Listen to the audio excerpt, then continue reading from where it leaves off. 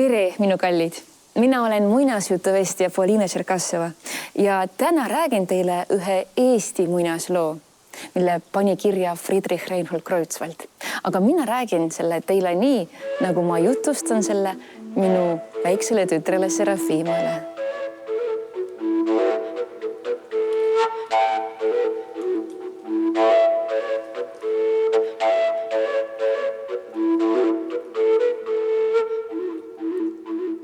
Enne muiste läinud üks talumees metsa puid raiuma. Võttis kirve ja läks. Vaatab ilus kasepuu tema ees. Tõstnud siis puuraidur kirve, aga kasepuu hakanud siis inimhääli heldesti paluma. Jätta mind elama. Mul hulk lapsi minu taga, kes minu pärast nutma jäävad. Ja puuraiduril hakkas sellest kasepuust kahju. Ja ta läks edasi. Talupoeg läheb edasi. Vaatab, aga tema ees on suur tammepuu. Tõstnud siis talupoeg kirve, aga tammepuu hakkas heldesti paluma. Jätta mind elama. Minu tõrud ei ole veel valmis. Kust tulev põlv tammemetsa saab, kui minu tõrud nurja lähevad? Ja talupoeg läks aga edasi. Vaatab talupoeg, tema ees on vahtrapuu. Alles tahtnud siis vahtrapuud maha võtta, kui puu juba ütles talle. Jätta mind elama. Muidu ei saa inimesed minu varjus puhata. Ja talupoeg läks edasi. Siis oli üks lepp tal teel. Aga kirvest nähes hakkas too lepp heldesti paluma. Jätta mind elama. Mina toidan oma mahlaga palju väikeseid loomi, mis neist küll saab, kui sina mind maha raiud.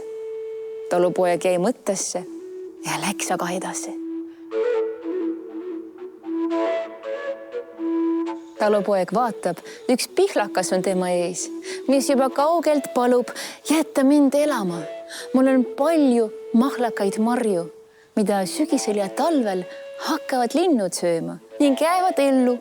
Suvel aga päästavad need linnud teid putukate eest.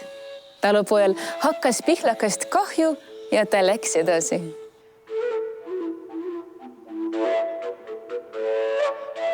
Siis vaatab talupoeg, üks toomingas on tal teel.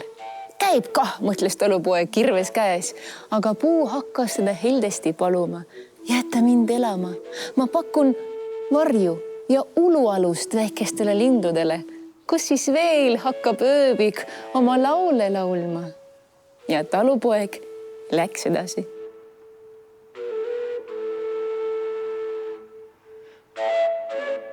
Ja talumees mõtles, kui lehtpuudest midagi loota ei ole, siis lähen okaspuudega õnne katsuma. Ja ongi kaunis kuusepuu tema ees. Aga too hakkas heldesti paluma. Jätta mind elama. Olen alles nooruke veel. Kui ma suureks saan, siis pakun ma silmarõõmu inimestele nii suvel kui ka talvel. Ja talumees läks edasi. Vaatab, tema ees on kaunis mänd, kuid see hakkas paluma. Jätta mind elama. Kui ma suureks ja õiges sirgeks saan, siis teevad inimesed minust vapra laeva masti ja mina hakkan koos kalameestega teile kala koju tooma. Talumees vaid laiutas käsi. Talumees vaatab, üks kadakas on tema ees ja see hakkas heldesti paluma. Jätta mind elama. Mina olen metsa suurim varandus. Mind võib 99 tõve vastu tarvitada. Ja talumees läks edasi, jäi mõttesse, langetas pea, istus mätta otsa ja hakkas mõtlema, et mida siis küll teha.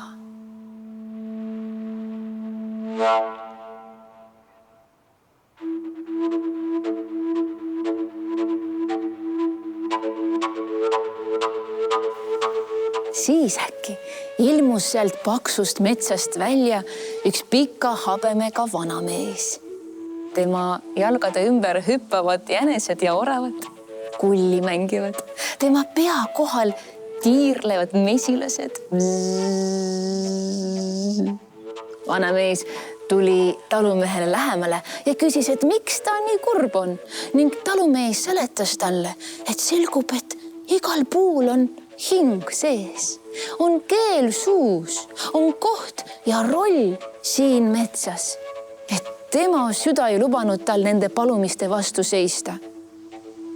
Ja vanamees ütles, aitäh sulle, külamees, et sa minu laste palumiste vastu ei ole oma kõrvu lukku pannud. Mina olen metsavana ja ma annan sulle hea autasu. Ning metsavana ulatas talumehele peenikese kuldse vitsa. See on võluvits. See hakkab kõiki sinu soove täitma, aga vaata, et sinu soovid üle kätte ei läheks. Kui hakka tahnitsema, kaotad sa oma võluvitsakese igaveseks. Nõnda ütles metsavana ja kadus ära. Ja talumehe kätte jäi vaid peenike kuldne vitsake. Soovinud siis talumees puid. Vaatab ja tema ees seisabki ilus puuriit. Võta ja vii koju. Sellest ajast peale hakkas talupoeg hästi elama. Ei tema ega tema lapsed teadnud muret, sest neil oli võluvitsake. Ja juhtus see ehk 4. või 5. põlves, et sündis seal peres üks eriti isekas ja ahne poisike, kes ei tahtnud üldse õppida ega ennast paremaks muuta. Ja siis, kui poiss oli juba suur mees, sai ta ka kuldse vitsakese. Ja siis hakkas aga soovima. Mehel oli juba kõik olemas, aga tema soovis aina juurde, et värvilist telekat ja Ferrarit ja eramaja Pirital ja eralennukit ja iga aasta soovis endale uut mobiiltelefoni mudelit. Ja ükskord, see oli ühel eriti jahedal päeval, soovis mees, et päike ise tuleks maa peale alla tema selga soojendama. Vitsake täitis küll peremehe käsu, aga et päikese alla tulemine võimatu asi oli, siis saadeti sealt päikese poolt nii tulised terad alla, et need panid kogu mehe varanduse põlema. Kuldne vitsake kadus siis ära. Ei tea, võib-olla praegugi rändab laias maailmas ringi ning satub õnnelike inimeste kätte. Aga üks asi on kindel. Sellest ajast peale kaotasid puud oma kõneoskuse ega saagi rääkida.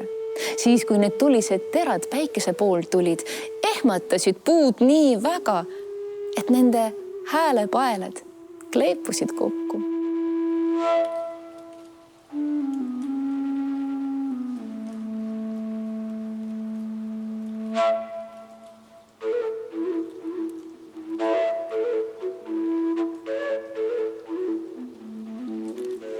Või kas ikka saavad rääkida?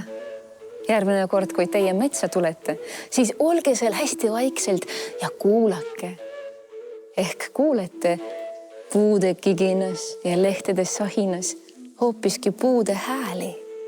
Ja võib juhtuda, et need räägivad teile selle sama loo, sest kõik oligi täpselt nii, nagu mina teile rääkisin.